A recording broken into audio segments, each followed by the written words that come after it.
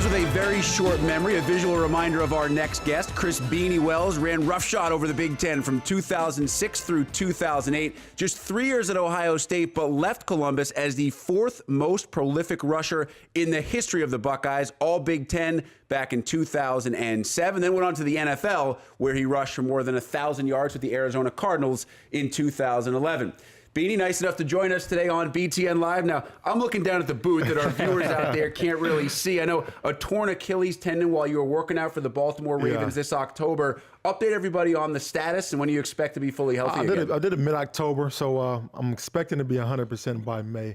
That's what the doctor was telling me. I'm excited to get out of this boot, I'll tell you that much. Well, I guess the one good thing, if you could try to spin a positive, is that you've got to watch your alma mater a lot this year with Ohio State as you're not preparing for Sundays. Your thoughts so far on their 10-0 start, the fact they've won 22 in a row under Urban Meyer, and what you like about them this year? It's been amazing just watching that transition from Tressel and Luke Fickell to Urban Meyer. You know, he's coming there and he's changed the whole landscape of Ohio State offense and defense. And, you know, I'm liking it. I know the players are enjoying it, and I'm liking the intensity and the will that Urban has to go out and score points. Traditionally, Ohio State, we never wanted to go out there and score a lot of points. We got up at halftime and we're up by 40 points. We called the dogs off. Now Urban's like, there's no way he's doing it at all. He's going 60, 70 points. And I like that mentality. Yeah, it's fun to watch. Yeah. So when you were at Ohio State, you went through 2 national championship runs.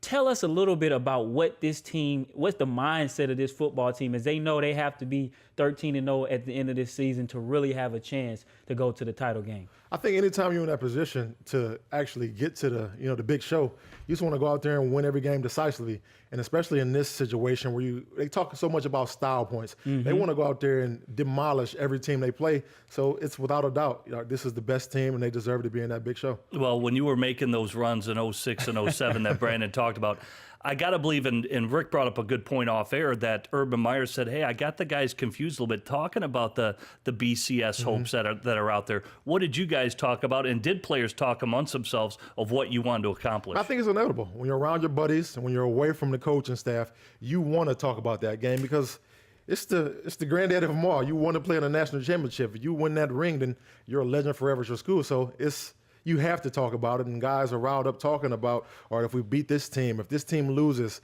we get in the show. So we got to do everything we have to do to prepare to be in that position. What about this team? Do you feel this is a national championship team that he's put on the field? I definitely do.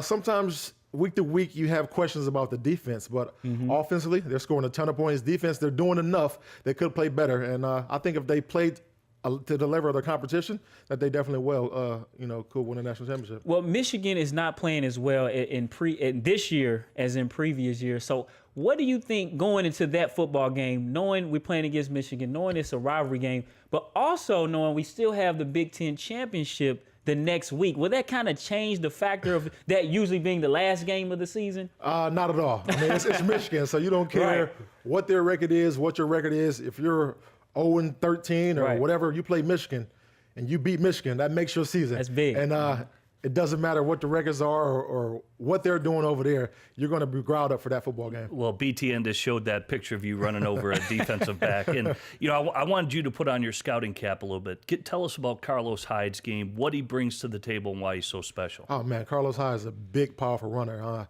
He not only runs around guys, but he runs through them. And, he has that deceptive speed that I didn't know he had. I was just watching film of him last week, and I said, man, he reminds me of myself, but a step faster because he's break those runs, and there's nobody catching him. Faster than you? Yeah, I think so. You admitted that? Did you just admit that? I did. Okay. Well, Ohio State, like a lot of teams right now in the country, they make it work. Just the complement of backs. They got the big burly guy like yourself that can go smash mouth and still have the speed to take it to the house. But then these scat backs, how do you rate just the current state of college football offenses and how they're utilizing big backs like yourself or say a Carlos Hyde? I think it's a different landscape. It's changed a ton since I was in college, and I'm sure since you guys were. We were in the traditional I formation, and them going to the shotgun, it made it difficult for bigger backs like myself. But Carlos Hyde has went out there and proved that, whether you put him in the I with a shotgun, I can go out there and get the job done. That's what excites me about watching him is he's running out the spread offense, and he's doing well doing it. By the way, when Jim was in college, I think it was the wing tee.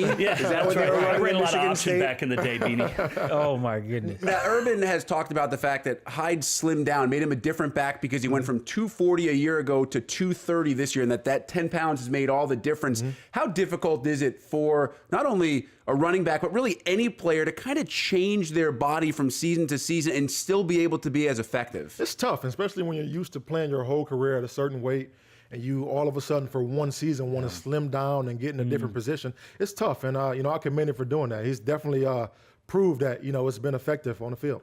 Let's talk a little bit about Braxton Miller because he missed he missed a couple games earlier in the season due to injury, but he has been playing lights out. Yeah. Do you think he can get back into the Heisman race? It's going to be tough. It's going to be really tough. When you miss those games that he missed, it's tough to get back in the Heisman race. But do I think personally he should be considered? Without a doubt. With his athletic ability, the way he passes the football and takes off and runs it. I mean, I don't know if there's a quarterback that's better in college football at doing what he does. Right. Yeah, he'll certainly be in the running for the Big Ten Offensive Player of the Year despite that missed time. I guess I'm curious when you look at this offense, if you think to yourself, now you ran for a lot of yardage and you guys scored a lot of points. As you mentioned, you played in 2 national championship games.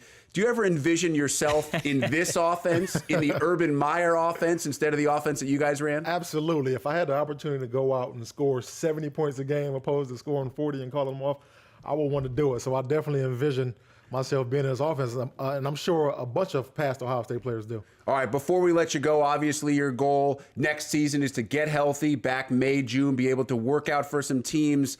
Do you have an eye on watching this year in teams that maybe would fit your style and the advantages of being that free agent and able to go to work out specifically for the teams that you think would benefit you the most? Yeah, I mean, I think that's always the goal, just try to get somewhere that you think is the best fit for you. But for me personally, I haven't really been focused on it. I'm just focused on getting this Achilles 100% and then letting everything take care of itself. Yeah, prediction for tomorrow. It's Indiana at Ohio State. Remember, last year, Beanie, they struggled. It was 52-49 in Bloomington. I'm sure Urban Meyer has reminded the guys of that score. And as you said, Jim, he's also kind of stepped back a little bit from the whole BCS conversation. Told me last Saturday, we're going to focus entirely on ourselves. What does that mean for Saturday at the shoe? I think it's going to be brutal. It's going to be a brutal game just for Indiana. The defense didn't play well last week. They gave up 25 points to Illinois, and I know everybody was ragging on them, so they're going to come out ready to prove something, playing with a chip on their shoulder. I like brutal. Yeah. That's a very descriptive word. Last one, I asked you to put on your scouting cap. Now put on your resident Cleo cap. Michigan State, Ohio State in the Big Ten title game if it happens. I think Ohio State kill them. Kill them. You heard that, Jim Miller? He said they will kill them. That's pretty good defense. You face that defense under Pat Narduzzi. I have. But I just think Ohio State, our offense is playing lights out right now, and we're tough to stop, no matter who it is out there playing defense. Did you just drop a Miss Cleo reference? Miss Cleo. Really? He wears a lot of hats. He was scouting earlier. Now, the crystal ball, it's unbelievable. Well, Beanie, thanks so much for the time. Appreciate you being with us. Get healthy soon. Look forward to seeing you back in the NFL very soon. Chris Beanie Wells, Ohio State from 2006 through 2008.